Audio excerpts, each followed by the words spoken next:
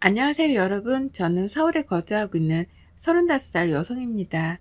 저는 현재 디자인 회사에서 책 표지를 디자인하는 업무를 하고 있어요. 뒤늦게 일을 시작한 터라 아직 많은 적응이 필요해요. 가족들이 도와주지 않았다면 저는 직장 생활을 시도조차 못했을 겁니다. 제가 들려드릴 이야기는요, 우리 시어머니와 시누이 남편 이야기입니다. 제가 시어머니 뒷담화를 하려는 건 아니고요. 시누이 남편 덕분에 나름 속 시원했었던 일이 있어서 그 이야기를 해볼까 해요. 그날의 계기로 시어머니와 제 사이가 더 돈독해지기까지 했답니다. 오해하실까봐 미리 말씀드리는데 저 시어머니랑 사이 좋답니다. 물론 초반에는 많이 삐끄덕거리긴 했지만요. 친정엄마가 계시지 않은 탓에 음식은 제대로 할 줄 아냐며 살림을 배워온 게 있느냐며 결혼 전이나 후나 온갖 잔소리를 시전하셨습니다. 친정아버지는 외국에 살고 계시고 친정엄마는 제가 고등학생이던 해 돌아가셨어요. 그러니 당연히 살림을 제대로 배운 기회도 없었고 여러모로 한참 가르침을 받아야 했죠. 그래도 제 나름대로 잘 살아왔다고 자부했는데 매번 하는 행동마다 지적질 당하니 여간 힘든 게 아니었죠. 예, 빨래는 당연히 색깔별로 구분해서 빨아야 하는 거야. 속옷은 무조건 손빨래를 해야 하고 음식은 할 줄 아니? 아직도 간장 종류를 헷갈려 하면 어떡해. 냉장고 관리를 도대체 어떻게 하는 거야? 이 식재료는 이렇게 보관하면 안 돼. 너 그리고 반찬 사 먹니? 내가 뭐라 그랬어. 사람이 먹는 건 집에서 만들어 먹어야 한다고 했지. 모든 음식은 정성이다. 맛도 중요하지만 내 식구가 먹을 건데 바깥 음식이 웬 말이라니. 저도 사람인지라 매번 듣는 잔소리에 서럽기도 했어요. 혼자 남몰래 화장실에서 샤워를 하며 울기도 하고 맥주를 한 모금 들이키며 다 배워가는 과정이겠거니 하고 훌훌 털어버리기도 했죠. 시어머니와 몇 번을 다투기도 하고 남편과 헤어져야 하나 생각될 정도로 심각했던 순간도 덜어 있었어요. 하지만 지금 생각해보면 그게 다 피가 되고 살이 되는 말이었죠. 저는 남편과 고등학생 때 만나 쭉 연애해보다 대학교를 졸업하고 바로 결혼했어요. 아직도 주변 친구들은 뭐가 그리 급해서 일찍 결혼했냐 하지만 첫눈에 반한다는 말이 있죠. 저희가 딱 그런 케이스예요. 지금까지 콩깍지 한 번 안 벗겨진 거 보면 저희도 신기하지만 그만큼 서로 의지하고 믿고 사랑한다는 증거 아닐까요? 저는 일찍 결혼해서 아이도 허니문 베이비로 생겼죠. 아이는 벌써 초등학교 5학년이랍니다. 이제 결혼을 시작한 친구들은 부럽다며 자신들은 언제 키우냐고 그러네요. 좋겠다. 우리는 이제 결혼하고 아이 낳고 키우려고 하면 아우 생각만 해도 끔찍하다 야. 그래도 너는 얘가 벌써 초등학교 5학년인데 다 키웠지 뭐. 부럽다 정말. 부럽긴 뭐가 부러워. 그리고 사람 사는 거 다 똑같다? 니들 직장 생활하며 여행도 다니고 맛있는 것도 많이 먹고 놀러 다닐 때 난 집에서 육아하느라 그럴 시간이 없었어. 난 그게 더 부러운걸? 저는 대학교를 졸업하며 결혼하고 바로 출산을 경험한 탓에 육아에 집중해야 했고 아이가 어느 정도 크기 전까지는 일을 하지 못했어요. 덕분에 사회생활의 경험은 남들보다는 현저히 적었고 경력이 단절된 기간이 길었습니다. 디자인 학과를 졸업한 탓에 프리랜서로 재택근무를 하던 게 다거든요. 아이가 어느 정도 크고 나서 시어머니께 맡기고 뒤늦게 일을 하게 됐답니다. 그것도 정말로 다행인 것이 재택근무로 일을 하던 디자인 회사의 인연으로 막내 디자이너로서 근무를 할 수 있게 된 거예요. 처음으로 시작한 사회생활이었기에 누구보다 잘해내고 싶은 욕구가 강했고 아이도 스스로 무언가를 할 줄 아는 나이가 되었다고 생각해 일을 해도 되겠다 생각했죠. 혼자만의 생각으로는 도저히 감당해낼 자신이 없었기에 남편과 시어머니에게 고민을 털어놓았죠. 그랬더니 웬일로 아이를 봐주겠으니 하고 싶은 대로 해보라며 저를 지지해 주셨어요. 그렇게 설레는 첫 직장 생활을 하게 된 거랍니다. 신우이도 재작년에 오래 연애한 남자친구와 아이가 생겨 결혼했고 올해 복직해 시어머니가 신우이의 23개월 된 아이까지 봐주고 계세요. 저희는 늘 시어머니에게 죄송하기도 하고 감사하기도 하고 그래요. 그래서 집도 시댁 근처로 이사와 서로 자주 왕래하며 지낸답니다. 신우이도 남편보다 한 살 아래고 신우이 남편도 저희 부부와 동갑이라 자주 만나고 이야기도 잘 통해서 거의 친구처럼 지내고 있어요. 저희 시어머니는 말 그대로 옛날 분이세요. 집안일도 깔끔하고 야무지게 잘하셔서 정말 주부 백단 수준이랍니다. 음식 솜씨도 좋으셔서 밖에서 외식은 거의 하지 않으시고 웬만하면 직접 만들어 드세요. 요즘 애들은 어떤 음식을 좋아한다니? 수혁이가 요즘 밖에서 떡볶이며 감자튀기며 잔뜩 사 먹던데 요즘 애들이 좋아하는 음식이 뭐라니? 글쎄요. 요즘 애들이 좋아하는 게 다 거기서 거기 아닐까요? 왜요? 어머니도 드시고 싶으세요? 제가 사드릴까요? 아니, 사 먹기는 무슨, 내가 언제 그런 거 사 먹는 거 봤니? 수혁이 학교 가고 아람이 어린이집 가고 나면 남는 시간에 공부 좀 해볼까 하고 내가 요리를 좋아하니까 그런 거 배우면 좀 낫지 않을까 싶어서. 혼자 무료하게 계시는 것보다는 나을 것 같아요. 얘들도 어머니 음식 잘 먹고 하니까 괜찮은 방법 같아요. 그렇게 아이들 입맛에 맞춰 음식을 배우고 싶으시다고 아이들 학교 어린이집을 보내놓고 요리학원까지 다니신답니다. 저희 시어머니는요. 여자는 그저 집안일을 하며 남편 내조에 힘써야 한다. 라는 고전적인 생각을 가지신 분이지만 가족을 생각하는 마음 하나만은 정말 최고세요. 물론 처음에는 어린 마음에 그런 시어머니가 적응이 되지 않았고 어렵기만 했죠. 한 번은 제가 임신 8개월쯤 배에 갑자기 묵직한 통증이 온 적이 있었어요. 막달이 다 되어가니 배가 뭉치는 증상인가 보다 하고 병원에서 처방받은 진통제를 먹으며 3일 정도를 버텼거든요. 마침 남편이 해외로 출장을 가 있는 상태여서 집에 저 혼자 있었는데 하필 혼자 있을 때 배가 너무 아파서 소리도 못 내고 끙끙 앓고 있었어요. 거의 기절하다시피 거실에 쓰러져 있었는데 마침 반찬거리를 주러 오셨던 시어머니가 저를 발견하시고는 급하게 119를 불러 병원으로 갔죠. 어머니, 저 배가 너무 아파요.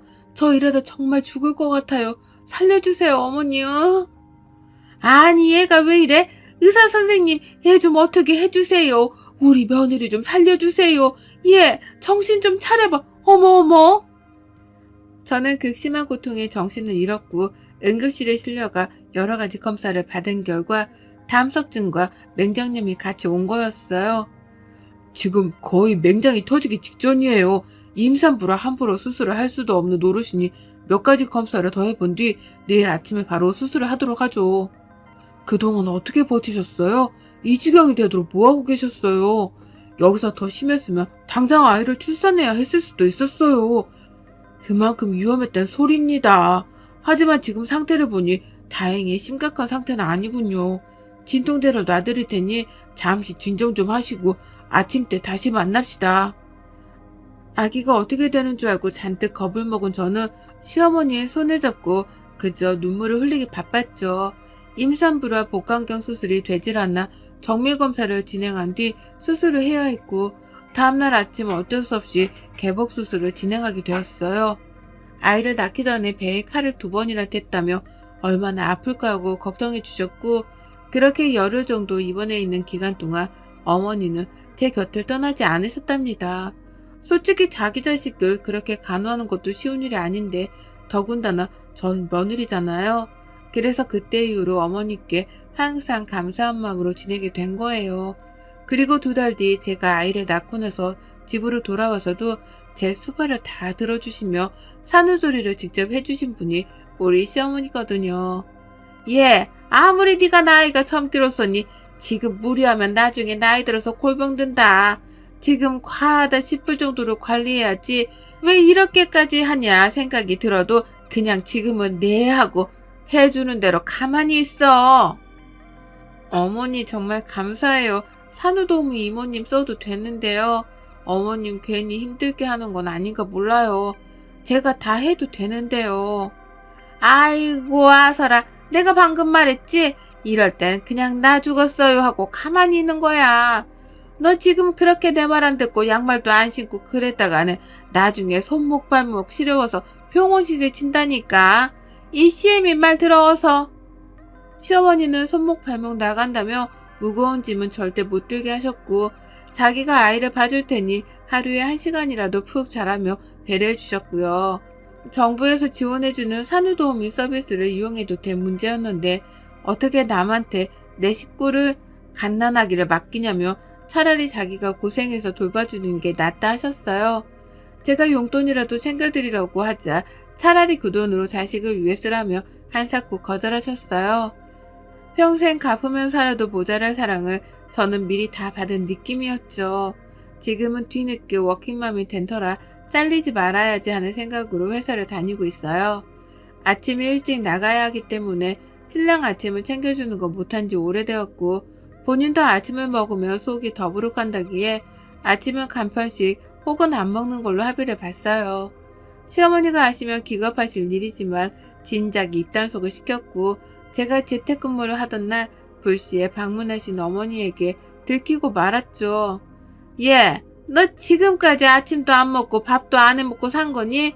그동안 날 속인 거야? 안 그래도 내가 반찬까지 해다 주고 그 반찬들은 다 어디 있는데?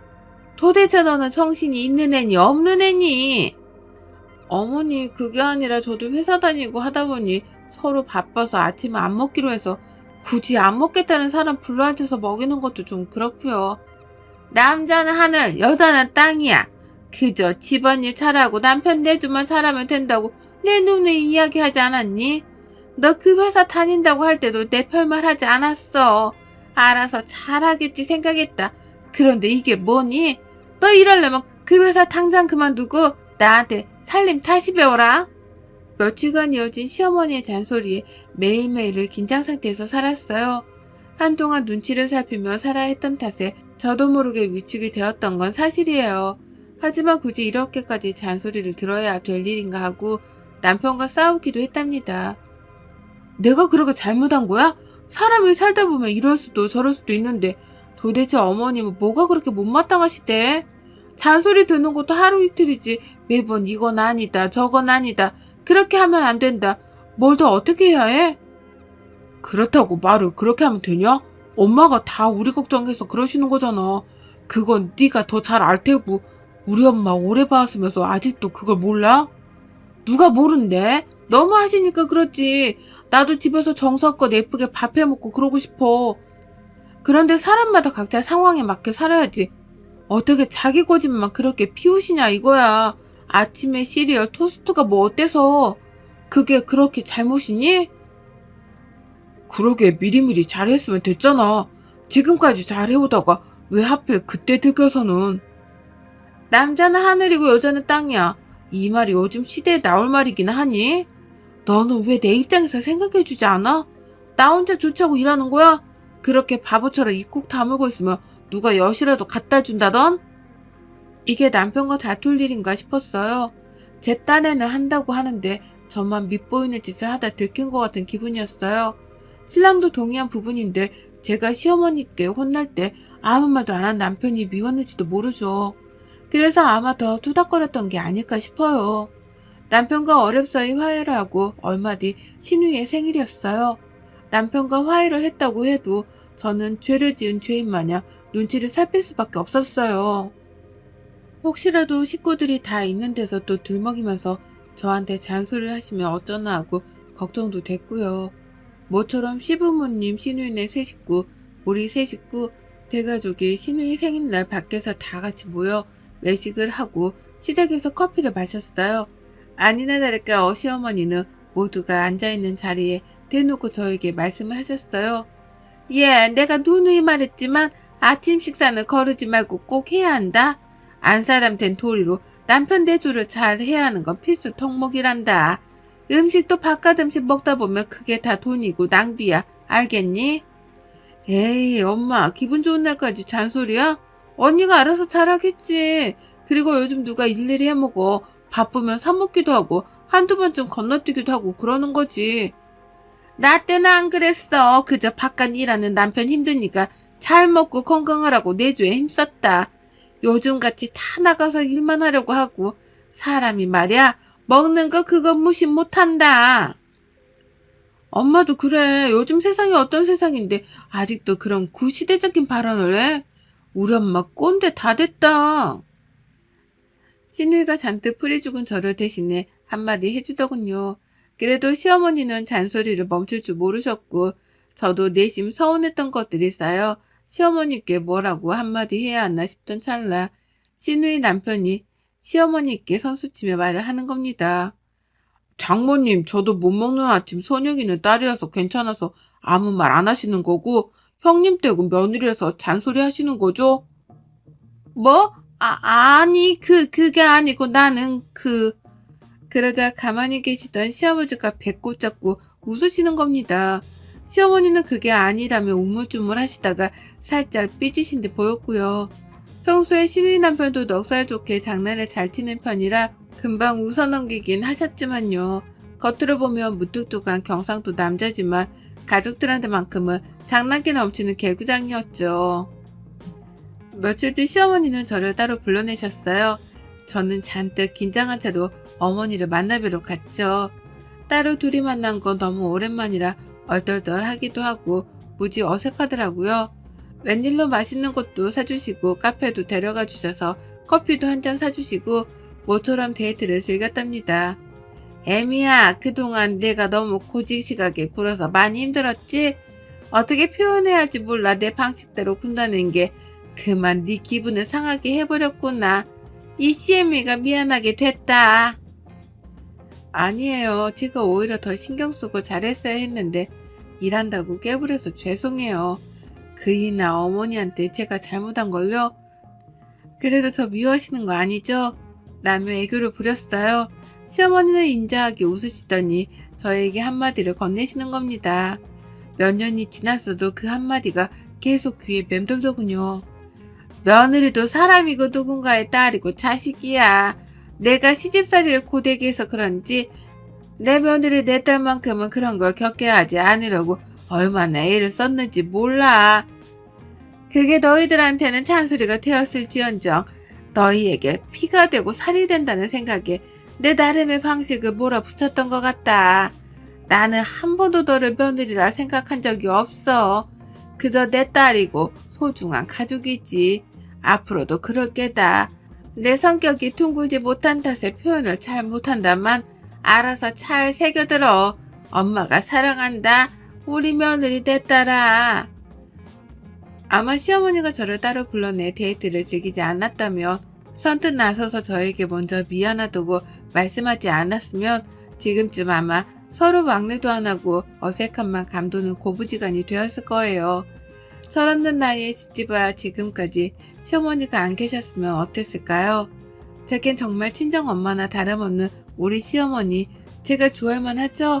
물론 저도 사람인지라 마냥 기분이 좋지만은 않지만 시어머니의 진심을 알게 된 이후로는 제가 더 잘하려고 노력하답니다.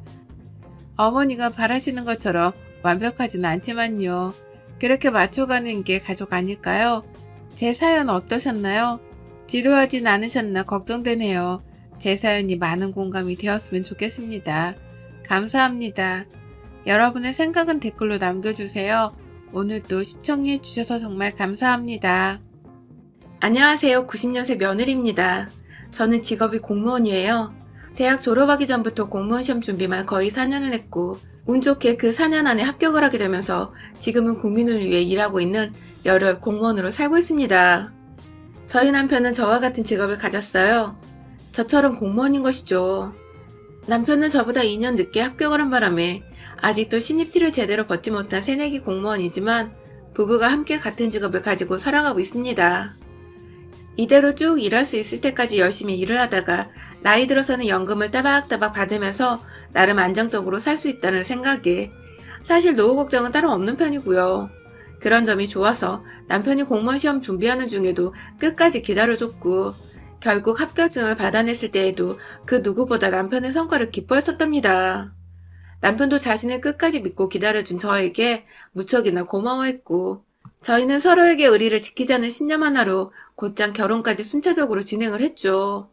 저와 남편이 처음 만난 건 바로 공무원 시험을 준비하던 노량진에서였습니다. 무지하게 추운 겨울이었는데 새벽부터 학원에서 좋은 자리를 맡으려고 줄을 서서 기다리고 있었는데 뒤에서 웬 새까만 패딩에 새까만 모자를 눌러쓴 남자가 자기 줄 좀 맡아달라고 부탁을 하더라고요. 뭐 갑자기 화장실이 급해서 저러나 싶어 알겠다고 하긴 했는데 한참을 지나도 돌아오지 않던 남자. 글쎄 나중에 보니까 배가 고팠는지 편의점까지 뛰어가서는 급하게 라면을 먹고 나왔나 보더라고요. 입 근처에 미쳐 닿기지도 않는 라면 국물과 함께 돌아와서는 저한테 고맙다고 인사를 하면서 풍기는 라면 냄새. 평소 같았으면 얼마나 배가 고팠길래 일이 서둘렀으려나 싶어서 안쓰러워했을 텐데 그땐 신기하게 이 사람을 막 욕해주고 싶더라고요. 나도 일찍 일어나서 아침도 제대로 못 먹고 새벽부터 줄을 서며 추위에 떨고 있는데 지 혼자서 라면을 먹고 와서는 삼각김밥 하나조차 감사하다고 건네주질 않았다며 속으로 무지하게 궁시렁궁시렁 거렸었네요.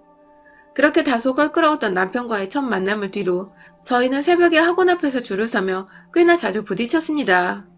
그 후로도 남편은 몇 번이고 더 저한테 자신의 자리를 맡아달라는 말을 남기곤 혼자 편의점에 가서 아침 식사를 해결하고 왔고요. 급기야 나중이 되어서는 제가 왜 이렇게 이 사람의 자리 맡는 일을 도와줘야 할까 싶어서 모른 척을 하려고 안 쓰던 모자까지 푹 눌러쓰고는 새벽에 학원으로 나섰죠. 그 때문이었는지 남편은 실제로 며칠 동안 절 찾지 못했었고 대충 보아하니 그 바람에 아침을 못 먹고 학원으로 들어가는 듯 했어요. 그러다 한 번은 남편이 바로 제 앞자리에 앉게 되었는데 오전 내내 배에서 꼬르륵거리는 소리를 내더라고요.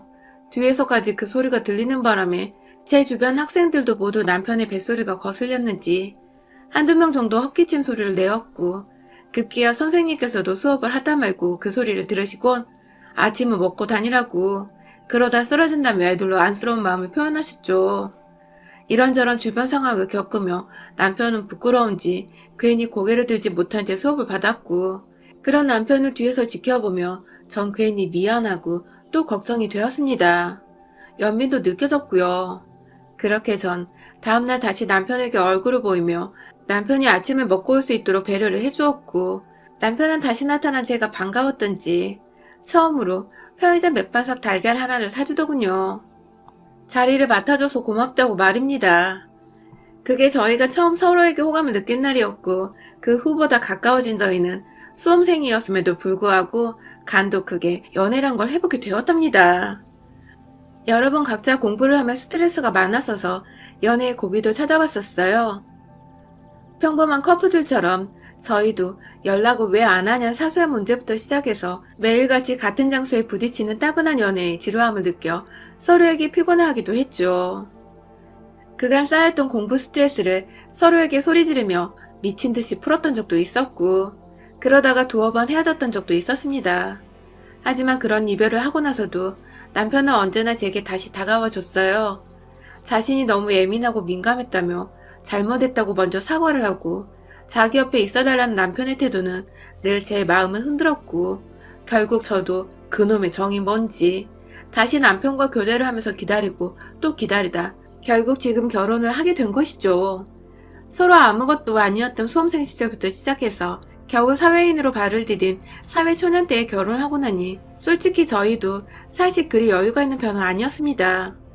제가 아무리 먼저 공무원 생활을 시작했다고는 한들 공무원 월급이 쥐뿔만 하니 그리 큰 돈을 모아놓은 여유가 되지 않았었고 남편은 더더욱이었죠. 게다가 저희 둘 다 아직 학자금 대출을 미처 갚지도 못한 상황이었기 때문에 월급이 돌아와도 오히려 늘 마이너스였습니다.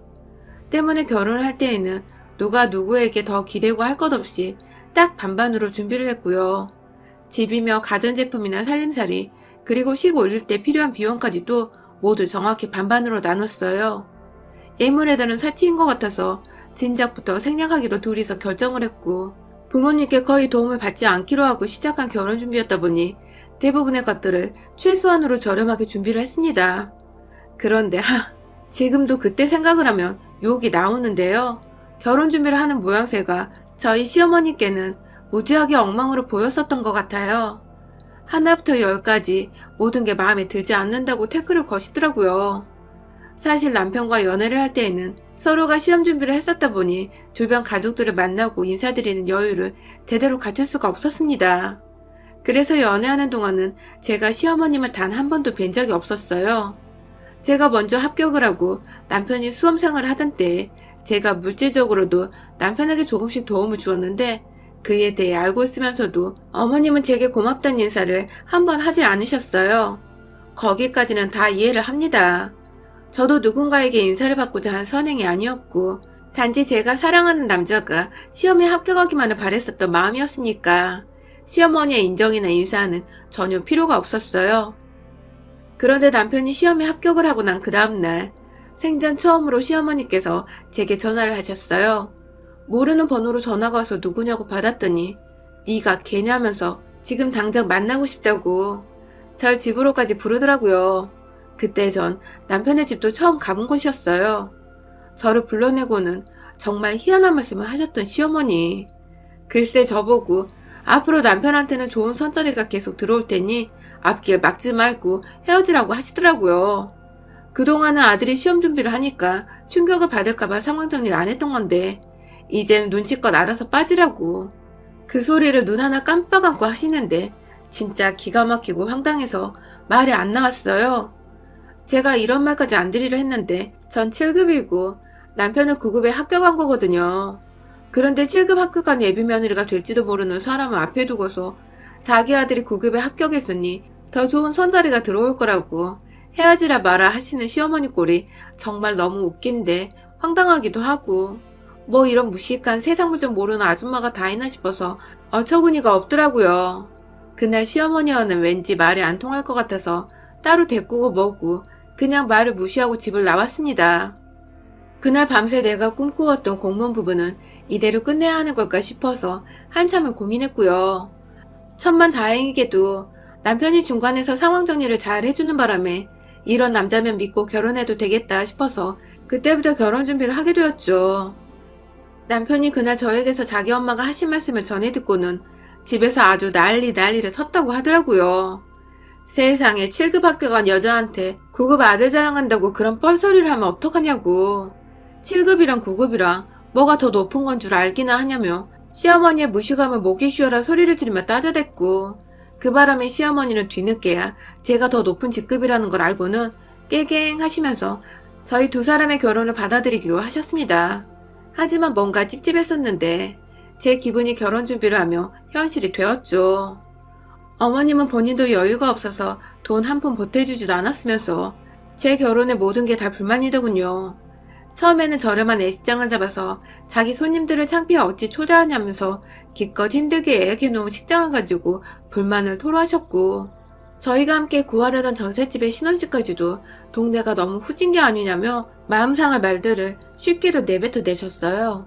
저희는 저희의 예산에 맞게 수준에 맞는 집을 구한 것 뿐이었는데도 말이죠. 그뿐만이 아니었어요. 예단해물을 삭제한 거 가지고 어른들과 상의도 없이 그런 걸 마음대로 정하면 어떡하냐고. 일하는 와중에 전화를 하셔서는 한참 제게 욕을 퍼부으셨어요.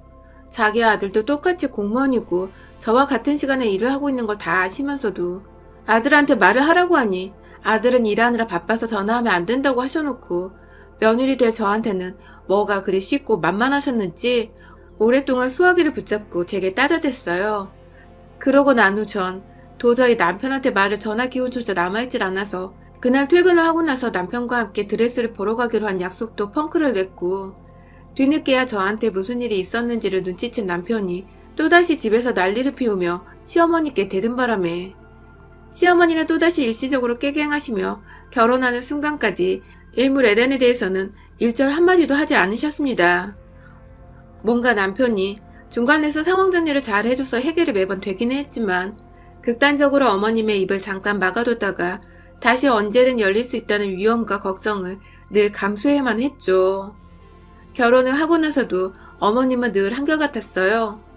또다시 제가 남편에게 일러바쳐서 아들한테 해코지를 된통 당할까봐 저한테 대놓고 뭐라고 잔소리를 하거나 괴롭히는 말을 꺼내진 않으셨지만 늘 제 기분을 살살 긁으면서 절 자극하고 제 자존심을 망가뜨리려 하셨어요. 비록 급수는 제가 더 높지만 자기 아들의 인물이 더 반반하고 자기 아들의 인품이 더 좋아서 언제든지 이 아이는 좋은 사람을 만날 수 있었다면서 절 며느리로 삼은 것이 후회가 된다는 소리를 꼭 주변에 자기 친구분들께 늘어놓더라고요. 친구분들 뿐만 아니라 시댁 친인척이 모여있을 때에도 꼭 그런 소리를 남편이 없을 때 꺼내곤 했어요. 그러면 전 거기다 무슨 반박을 해야 할지 모르겠어서 늘 듣고만 있었고 친척들은 제 눈치를 살살 보며 저만큼이나 분위기를 민망해했고 뒤늦게 온 남편은 그 소리를 듣지 못했으니 딱히 화낼 것도 없었고요. 그러다 결국 어머님은 그 소원을 이뤄내셨습니다. 얼마 전에 있었던 일인데요. 어머님께서 김장을 해야 한다며 저를 한 달 전부터 그렇게 오라오라 하셨어요. 요즘 코로나로 너무 일이 바쁘고 해서 도통 시간이 안 났을 뿐만 아니라 시국이 이러하니 김장을 하러 모이는 것 자체가 저한테는 솔직히 너무 큰 부담이었는데 무슨 일이 있어도 올해 김장을 해야 한다고 끝내 남편에게까지 저를 집에 보내라고 미친 듯 닥달을 하셔서는 제가 어쩔 수 없이 먼저 남편에게 괜찮다고 하고는 함께 시댁에 찾아가기로 했죠. 시어머니는 재료 준비를 하나도 하지 않으셨고 저한테 미리 장을 보라고까지 주문을 하시는 바람에 제가 전날부터 퇴근을 하자마자 작정하고 김장 재료들을 준비해서는 다음날 차를 끌고 시댁에 갔어요. 시댁에 가니 어머님은 제가 남편을 데려올 줄을 몰랐던지 남편을 보자마자 넌 여길 왜 왔냐며 화를 내시더라고요. 자기 아들이 김장 담그는 고생을 할 게 뻔하니까 미리부터 걱정이 되어 아들을 돌려보내고 싶었던 시어머니의 속마음이었겠죠. 그 모습을 보니 더 화딱지가 나서 남편을 옆에 꼭 붙여두곤 거실 한가운데에 김장을 할 자리를 폈습니다. 신문지를 잔뜩 깔고 그 위에 배추부터 물에 절여놓곤 기다리는 시간 동안 이것저것 재료를 손질하고 나중에 같이 먹을 수육을 만들고 했죠. 남편은 혹여나 제가 힘들까봐 계속해서 제 옆을 어슬렁거리며 따라 도와줬고 시어머님은 그게 내내 불편하고 열받으셨는지 지속적으로 한숨을 쉬셨어요. 그런데 김치를 만들다 말고 시어머니께서 절 갑자기 부엌 구석으로 부르시더라고요. 정신없던 와중에 어머님의 부름을 따라 들어가니 어머님은 팔짱을 낀 채로 저를 노려보다 또 한숨을 크게 쉬시고는 귓속말 하셨어요. 남편을 집으로 보내라고 말이죠. 이해가 가질 않았습니다. 일거리가 잔뜩 남아있는데 남편을 집에 보내면 시어머니와 저 단둘이서 이걸 다 해야 한다는 소리인데 전 도저히 이 김장을 다 할 자신이 없었거든요. 그래서 어머님께 사실대로 말씀드렸어요. 전 이 김장을 어머님과 둘이서 다 끝낼 수 없으니 남편이 필요할 것 같다고 말이죠. 그러자 어머님은 제 말에 헛웃음을 지으시며 맞아 대답을 하시더라고요. 누가 이걸 너랑 둘이서 한대? 너 혼자 하는 거야. 라고 말입니다. 적어도 몇십 포기의 배추를 요구하셔서 그만한 양의 배추를 사왔고 다 같이 할 줄 알고 있던 그 많은 배추를 다 소금물에 절여놨는데 시어머님은 이제 와서 남편을 집에 보내고 저 혼자서만 이 많은 김장을 다 하라고 시키고 계셨던 겁니다. 당연히 그걸 고지고대로 들을 죄가 아니었죠. 저도 황당하다는 표현을 했어요. 요즘 그렇게 김장을 혼자 하며 고생하고 사는 며느리가 어딨냐며 제가 화가 난 바람에 목소리가 자연스럽게 높아져 버렸는데요. 그 바람에 거실에 있던 남편이 듣고 부엌으로 달려왔어요. 그리 넓은 집도 아닌데 켜놓은 TV 소리 때문에 뒤늦게야 높아진 제 목소리로 남편의 눈치를 챈 것이었죠. 남편이 무슨 일이냐고 물어보는데 시어머니랑 다른 말을 하더라고요. 갑자기 제 욕을 말입니다. 시어머니 말이 고분고분 듣는 꼴을 못 봤다고. 이런 애를 며느리 삼자고 내가 널 지금까지 잘 키워온 게 아닌데 라며 말끝을 흐리시더니 이내 저와 남편을 번갈아 쳐다보며 말씀하셨어요. 내 아들이 니년을 만난 후로 계속 이렇게 하얀 곡선을 찍고 있어. 라고 말입니다. 정말 결혼 후에 처음 듣는 소리였습니다. 남편이 일을 하면 더 했지 일감이 줄어든 것도 아니고 회사에서 징계를 먹거나 누구한테 찍힌 것도 아니었거든요. 오히려 구급 공무원답게 주어진 일 잘하면서 본인 그릇에 맞게 만족하며 살고 있는 사람인데 시어머니는 갑자기 이 모든 게 하얀 곡선을 타고 있는 중이라 하시면서 그걸 다 결혼한 제 탓을 하더라고요. 화가 나 저도 참지를 못하고 시어머니께 무슨 말씀을 그렇게 하시냐고 눈을 부릅 떴습니다. 그러자 다시 시어머니는 하고 저를 깔보시고는 말씀하셨어요. 자기 아들은 9급이 아니라 7급이 되고도 남을 인물이었는데 옆에 있는 여자가 기가 너무 센 바람에 9급이 된 거라고. 잘나게 될 아들의 팔자를 꼬아버린 게 저니까 앞으로 시댁에서라도 어른 말씀에 복종을 하면서 며느리 노릇이라도 잘하라고 말입니다. 그러니까 어머님의 논리대로라면 잘난 어머님 아들의 앞날을 계속해서 방해하고 있는 것이 바로 저였다는 것이었습니다. 저 때문에 잘날 뻔한 아들이 7급을 못했고 저 때문에 잘날 뻔한 아들이 겨우 저 같은 여자와 결혼을 했다. 뭐 이런 논리였던 것 같아요. 그 소리를 듣고도 가만히 있으면 그건 정말 호구 인증인 거죠. 순간 열이 뻗쳐버려서 어머님이 잘났다고 노래를 부르고 감싸는 죄 없는 저희 남편의 머리카락을 확 쥐어잡았습니다. 남편의 등짝을 미친 듯이 후려치다가 덩달아 놀라서 자기야 왜 그래? 하면서 절 바라보던 남편의 얼굴에 주먹을 가격했어요. 남편의 얼굴에서는 쌍코피가 줄줄 흘러내리기 시작했습니다. 옆에서 어머님은 자기 귀한 아들이, 그 잘났다는 아들이 겨우 며느리인 저한테 뒤지게 얻어맞곤 코피까지 흘리니 난리가 나셨죠. 비명을 지르는 건 당연했고 오두방정 두 다리를 벌벌 떨며 자기 아들 괜찮은지 살펴본다고 이리 보고 저리 보고 아주 난리를 피우는데 진짜 꼴값이더라고요. 자기 아들 귀한 줄 알면서 남의 집 딸내미 며느리는 귀한 줄을 몰랐던 건지. 저는 남편 옆에 꼭 붙어서 저를 노려보기 시작한 어머니께 말씀을 드렸어요. 그렇게 귀하고 잘난 아들이 겨우 며느리 손에 쌍코피가 나냐며 7급이 돼서 9급인 남편이랑 살아주는 것도 가끔 아쉬운데 나약하고 힘까지 없으니 오만정이 다 떨어진다며 남편과는 그냥 이혼해버리겠단 말을 하고는 그 집을 뛰쳐나왔죠.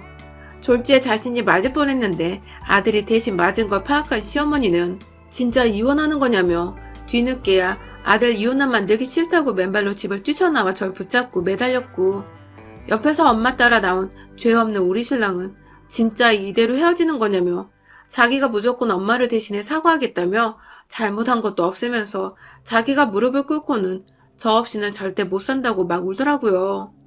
그 바람에 시어머니는 자신의 자랑이었던 아들이 여자 앞에서 무릎까지 꿇고 있으니 자존심이 퍽 상하셨는지 말씀이 없으시고 결국 자기 아들한테서 엄마 얼굴 다시 안 볼지도 모른다는 모진 말을 듣고선 제게 진심으로 사과를 하셨어요.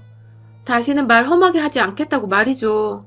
자기 엄마를 대신해 죽방을 맞은 쌍코피까지 흘린 남편은 저의 의도를 이미 다 파악했었던 건지 집에 와서는 긴장이 풀렸다며 소파 위에 들어 눕더라고요.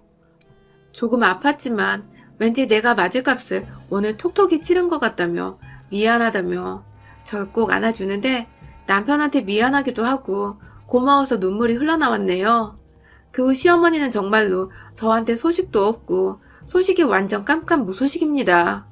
아무래도 더 까불었다가 저한테 이번에 직접 죽방을 맞을 수도 있다고 생각을 한 건지 겁이나 연락을 피하는 것 같기도 해요. 덕분에 전 제 자존감 뭉개고 무시하는 사람이 없어서 요즘 참 마음이 편안하고요. 그날 일은 두고두고 잘한 것 같아 아직도 제 주먹을 보면 마음감이 교차합니다. 다만 시엄마 대신 죽방 맞은 우리 남편, 오늘 이 자리를 빌어서 다시 한번 미안하고 고맙다고 말하고 싶어요. 여러분의 생각은 댓글로 남겨주세요. 오늘도 시청해주셔서 정말 감사합니다. 안녕하세요. 저는 30대 중반 여자입니다. 결혼한 지는 이제 2년 넘어가는 중이고 대학 졸업하고 나서부터 신혼 초까지 쭉 직장에서 일하다가 첫 아이를 낳고 나서 지금은 애 키운다고 육아휴직을 하는 중입니다. 제 첫 아이는 딸아이예요. 엄마가 곁에 없으면 귀신같이 그걸 알아채고는 목이 부어라 울어대는 아주 울보공주죠. 엄마가 조금이라도 곁을 떨어지려고 하면 보채고 울고 새벽에도 잠시라도 떨어지지 않으려는지 내내 또 울고 아주 제가 애를 두고서는 정말 아무것도 하지 못하겠더라고요. 그 바람에 결국 제가 생각에도 없던 육아휴직을 써버리게 되었죠. 처음 결혼하고 임신을 하고 출산을 앞뒀을 때만 해도 이 육아휴직을 전혀 고려하지 않았었습니다. 세상에 아무리 애 낳고 키우기 좋아졌다고는 하지만 여자가 30대에 회사를 들어가는 것만으로도 점점 경쟁적이고 더 억압적이다는 기분을 지울 수가 없었고 또한 제 부서에서도 역대 임산부는 단 한 명도 없었기에 누가 육아휴직을 회사에서 받아봤던 소리를 들어본 적도 없었어요. 한마디로 뭘 하든 제가 처음일 텐데 남자 상사들의 눈치가 너무 보였었죠. 그래서 아이를 낳고서도 얼른 몸조리를 하고서 회사에 짠 하고 나타나려고 했습니다. 출산 전부터 저는 아이를 잘 키워낼 걱정보다도 어떻게 하면 회사에 빨리 복귀를 할 수 있을까 싶어서 제 몸보신 잘할 걱정부터 했죠. 하지만 유별난 딸아이를 낳고 나서 저의 계획은 완전히 틀어졌어요. 원체 부실했었던 제 몸이 출산과 함께 완전히 엉망이 되어버리기도 했고 그 바람에 실제로 입원도 꽤 오래 했었고요. 때문에 자연스럽게 출근을 미룰 수밖에 없는 상황이 이어지게 되었고 우는 딸아이가 제 발목을 잡으며 결국 남편과의 상의 끝에 육아휴직을 쓰게 되었죠. 사실 남편은 제가 너무 연약해 보이고 또 임신 중에도 일을 힘에 부쳐 하는 걸 옆에서 지켜보며 걱정이 되었는지 휴직을 계속해서 권유했는데 그걸 제가 안 하겠다고 고집을 부리다가 결국 출산 후에 부랴부랴 정신없이 휴직을 하게 된 것이었습니다. 남편은 절 열렬히 응원해 주었어요. 이왕 이렇게 쉬는 김에 아이를 잘 돌보면서 제 몸도 관리 잘하라고 자기 딴에는 묵묵히 절 격려해 준 것이었죠. 집에서 아이 하나만 바라보며 휴직을 하는 것은 꽤나 어려웠습니다. 아이를 키워본 적도 없는데 하루 종일 옆에 끼고서 우는 아이를 달래고 어루만지는 게 정말 생각보다 너무 힘에 부치더라고요. 거의 매일같이 친정엄마한테 전화를 해서 도움을 요청하고 또 육아에 관련된 책이란 책은 모조리 사다가 읽고 통달하는 등 무슨 자격증 시험 공부를 하는 것 마냥 달달 외울 것도 많고 습득해야 할 것도 많았습니다. 제 몸을 잘 관리해야 하기도 했었는데 육아와 병행하는 건 결코 쉽지 않았고 결국 제 몸은 출산 바로 직후와 크게 달라진 것이 없었죠. 휴직을 쓰고 있는데도 여전히 살은 붙을 생각을 안 하고 한 대만 줘도 뼈가 으스스 부러져 버릴 것 같은 저를 보고 남편은 크게 걱정이 되었던지 저희 엄마와 시어머니를 비롯해 제 주변 여기저기에 저를 잘 챙겨달라는 연락을 돌렸어요. 그래서 저희 친정엄마는 남편과의 상의 끝에 저희 집에 와서 한 달 정도 평일에만 자고 가시며 저와 제 아이를 함께 돌봐주셨고 시어머니도 그 와중에 간간히 집에 찾아와서 아이를 보고 가시는 등 저희 서툰 육아를 도와주려 최선을 다하셨죠. 적어도 처음에 제 눈에 말이었죠. 제가 육아휴직이 총 2년인데요. 처음 3개월 동안은 누가 보란 듯이 발벗고 절 도와주려고 하셨던 저희 어머니가 그 후 조금씩 달라지기 시작하셨어요. 조금씩 본인이 왜 저희 집에 오는 건지 스스로도 이해를 못하시는 듯 했어요. 저는 절대로 어머님을 먼저 집으로 부른 적도 없었고 옆에는 친정엄마가 계셨기 때문에 또 다른 어른의 도움이 필요하지도 않았었는데 자의적으로 손녀딸이 이쁘다고 보고 싶다며 저희 집에 오시던 시어머니는 3개월쯤 지나고 나니 정말 이상하게 변하셨죠. 집으로 들어오면서부터 얼굴이 짜증 가득한 채로 툴툴거리며 오셔서는 손녀를 보지도 않고 그냥 TV만 하루 종일 보시다 가신 적도 많았습니다. 저는 육아를 하는 거라 집에 있는데 옆에서 일 안 나가냐고 복직을 보채는 말은 아주 기본이었고요. 그럴 때마다 이미 남편과 얘기가 다 끝나서 2년까지는 걱정 안 해도 되는 복직을 생각해야만 했고 그 때문에 없던 스트레스를 더 받는 기분까지 들었어요. 식사를 안 하고 와서는 저희 집에서 끼니를 모두 해결하시는 거 당연했고요. 도와주러 오신 거면 그냥 밥 한 끼 정도는 저나 친정엄마가 애 때문에 정신이 없을 때 스스로 만들어 드실 수도 있을 텐데 꼭 저희한테서 밥을 얻어먹으려고만 하셨어요. 이건 뭐 시어머니가 아니라 마치 밥 먹으러 식당에 찾아온 손님 같았달까요? 그냥 예를 보는 게 저희 친정엄마보다 서투르셔서 그래서 뭘 나서지 못하고 가만히 쉬고 계시는가 보다 싶어서 계속해서 참고 있었어요. 괜히 옆에 친정엄마가 계셔서 불편하고 어려운데도 불구하고 소녀딸 보러 오셨을 거라 생각을 하면서 꾹꾹 불만을 눌러담고 있었죠. 그런데 더 이상 참고만 못 있겠더라고요. 왜냐면 시어머니가 저 아닌 저희 엄마한테 불편을 끼치기 시작하셨기 때문입니다. 제가 새벽 내내 아이를 돌보다가 낮에 겨우 잠이 들어서 잠깐 눈을 붙이고 있는 사이 저를 대신해서 아이를 계속 안고 계시던 저희 친정엄마한테 시어머니가 글쎄 눈 한번 깜빡이질 않은 채 밥을 차리라고 했다는 겁니다. 사돈한테 밥을 차리라니요. 전 당연히 잠을 자고 있느라 그 말을 듣진 못했고요. 어이가 없었던 저희 엄마는 그래도 사돈이라면서 그 말에 알겠다고 진짜로 밥을 차려주셨더라고요. 아이를 돌보다가 졸지에 사돈의 밥까지 차려놓게 된 저희 엄마는 그날 유독 허리를 아파하셨었는데 딸인 제가 걱정을 할까봐 끝까지 아무 말씀을 안 하셨어요. 전 이 사실을 나중에야 저희 시어머니가 따로 제게 전화를 하셔서는 사돈이 차려준 반찬이 맛있었다며 그것만 따로 만들어서 나눠줄 수 있냐고 물어보라며 말씀을 하시는 바람에 알게 되었고요.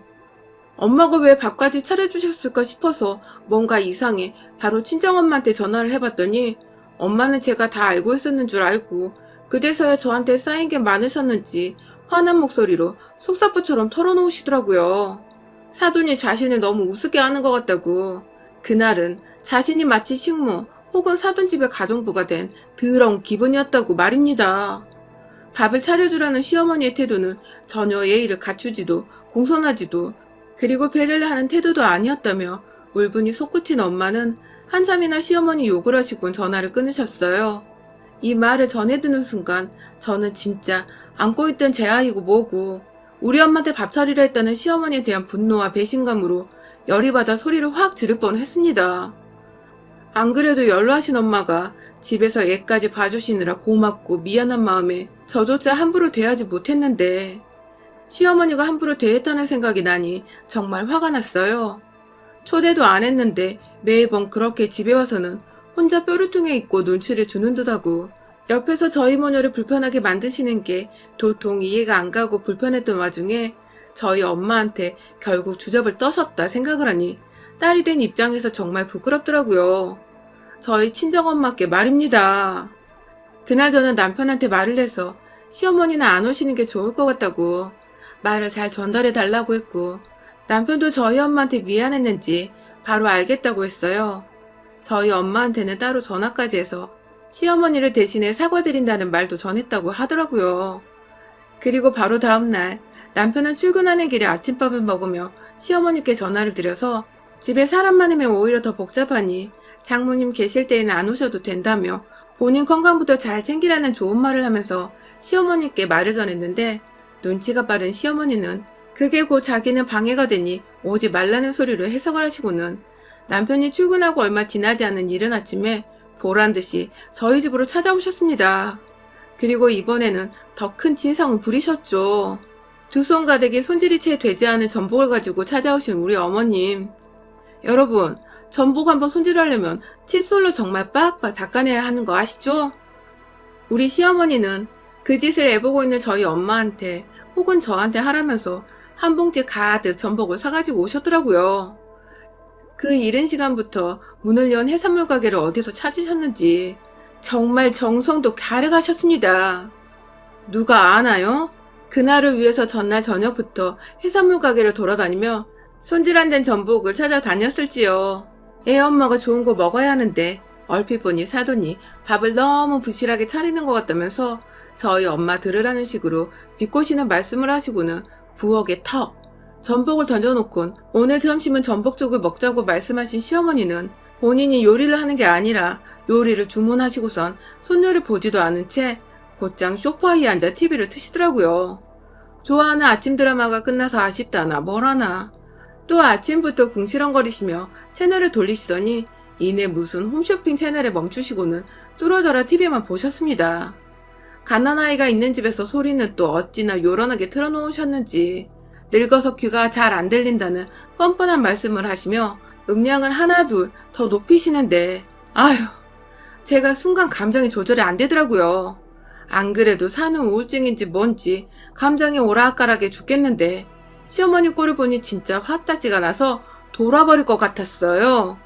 그래서 막 씩씩거리면서 다가가려는데 옆에서 엄마가 저를 긋고 말리더라고요.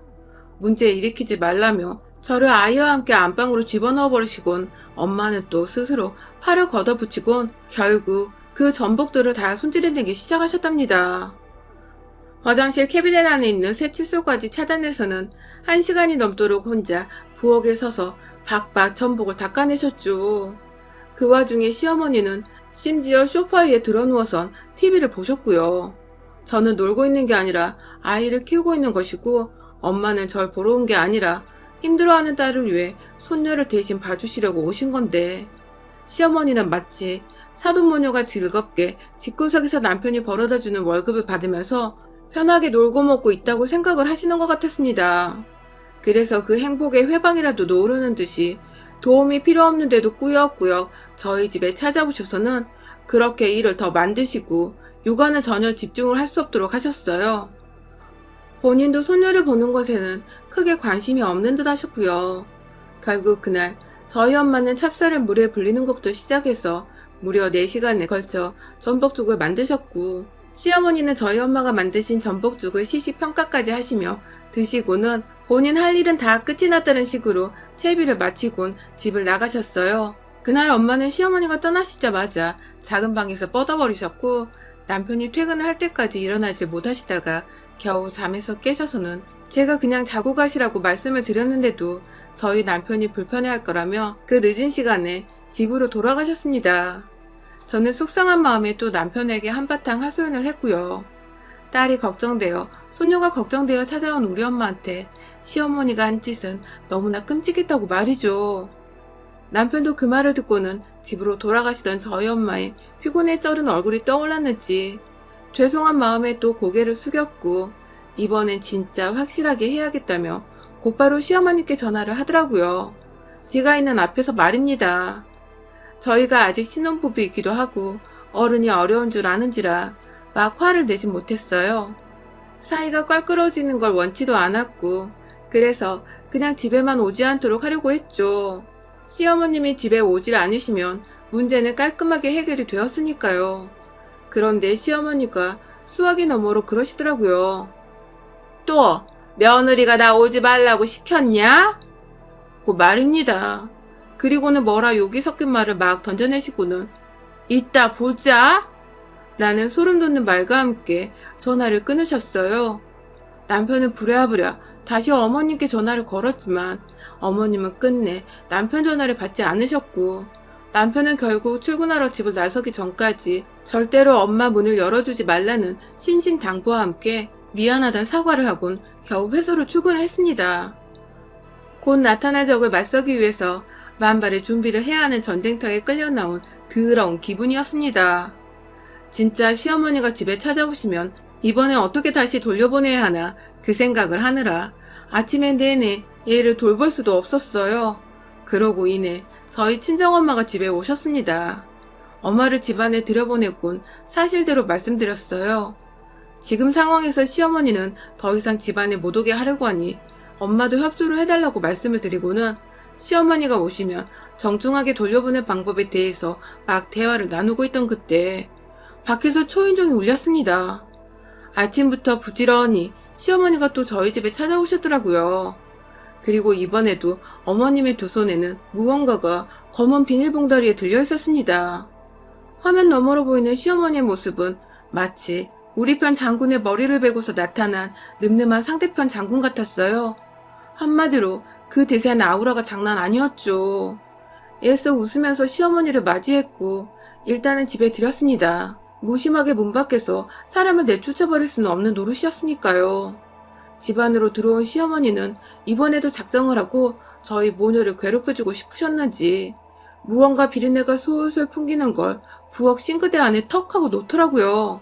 뭉텅뭉텅한 것이 소리도 날카롭지 않고 이건 무언가 내장이나 회? 그런 것 같더라고요. 당황하지 않고 시어머니 눈을 똑바로 쳐다보며 뭐라 한마디를 하려던 그때 어머님이 선수를 쳤어요. 글쎄 이번엔 생곱창을 가져왔는데 같이 구워 먹자고.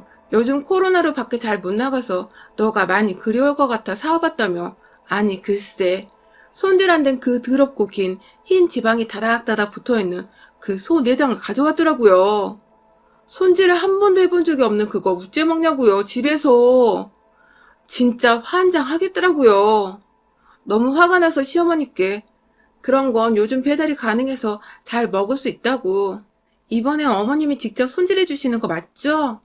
하면서 일부러 모른 척 물어봤습니다. 그러자 시어머니는 자신이 이걸 왜 손질하냐면서 저희 엄마를 손가락질하며 이건 사돈이 해야지 하는 겁니다. 진짜로 자기네 집 식모인 줄 아는 듯이 뻔뻔하게 말입니다. 저희 엄마는 곱창을 잘 먹지도 않고 이런 건 가뜩이나 손질 한번 해보려 하신 적이 없다고 제가 나서서 못한다는 말씀을 드렸어요. 솔직히 엄마 생각하면 그것보다 더 화를 낼 수도 있었는데 아이 할머니고 제 시어머니니까 최대한 화난 제 감정을 자제를 하면서 조용조용하게 말을 했습니다. 그러나 시어머니는 이미 제가 기분이 나빠했는 걸 또 눈치채시고는 마치 불난 집에 부채질을 하겠다는 듯이 더욱 저를 열받게 하기 시작하셨어요. 글쎄 저와 저희 엄마를 번갈아 쳐다보며 그러시더라고요. 도대체 이 집 구석에서 너나 니네 엄마나 할 줄 아는 게 뭐니? 놀고 먹고 애나 보면서 남편 없는 집에서 아주 팔자가 폈다 폈어. 라고 말이죠. 제 앞에서 저희 엄마를 니네 엄마라고 예의 없게 지적질을 해버리신 저희 시어머니는 자신이 내뱉은 말이 얼마나 무개념의 끝판왕인지를 아는지 모르는지 그저 며느리와 사돈을 한 방 먹인 것 같다며 얼굴에는 희멀건 웃음꽃을 피우시더라고요. 마치 너넨 나한테 게임이 안 돼 하는 듯 말입니다. 제가 정말 오래도록 참아왔는데 더 이상은 못 참겠더라고요. 비록 제 시어머니지만 저한테는 남이고 남이 제 엄마한테 함부로 말하고 함부로 대하고 급기야 식물 취급을 하는 꼴을 더 이상 볼 수가 없었습니다.